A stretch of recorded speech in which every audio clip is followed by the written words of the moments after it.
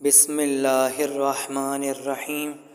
पाक परवरदिगार अल्लाह जल्ल जलालहू के फ़ज़्ल करम से ख़िदमत इंसानियत के उन्वान पर ख़िदमत ख़ल्क़ के जज्बे से सरशार होम्योपैथिक लेडी डॉक्टर मोहतरमा शाज़िया नदीम का एक काबिल तक़लीद इनकलाबी कदम बराए इंसदाद डेंगू बुखार यानी डेंगू फ़ीवर,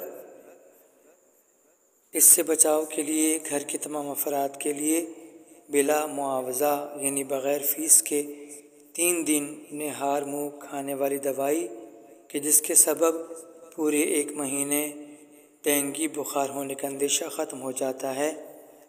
इंशाअल्लाह इस दवाई को खाने से पूरे महीने इंशाअल्लाह डेंगू बुखार नहीं हो सकेगा। और अब आपके सामने सेहत तंदुरुस्ती के लिए बहुत अहम बातें आ रही हैं कि अगर आप 35 साल से ऊपर के हैं तो आपको किन चीज़ों का इस्तेमाल करना चाहिए खाने पीने में और किन चीज़ों का इस्तेमाल नहीं करना चाहिए।